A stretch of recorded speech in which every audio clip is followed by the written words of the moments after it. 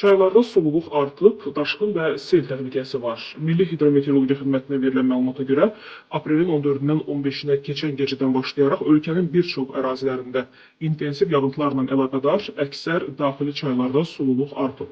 Böyük Qafqaz, Kiçik Qafqaz ərazisindən, Lənkəran, Astara bölgəsindən axan çaylarda 17-28 sm artım qeyd olunub.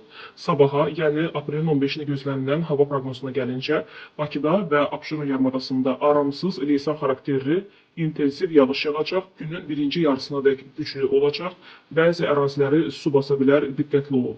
10-12 dərəcə isti qeyd olunacaq, rayonlarda da leysan xarakterli yağıntı davam edəcək, dolu düşəcək, dağlıq rayonlarda isə qar yağacaq, 9-14, dağlarda 0-3 dərəcə şaxta proqnoz edilir. Bakıda və Abşeron yarımadasında aprelin 17-si gündüzədək şimal-qərb küləyi saniyədə 23-28 metr, bəzi yerlərdə isə hətta saniyədə 30-35 metr təşkil edə bilər. Aprelin 17-si səhər saatlarında artıq yağıntılar tədricən kəsiləcək.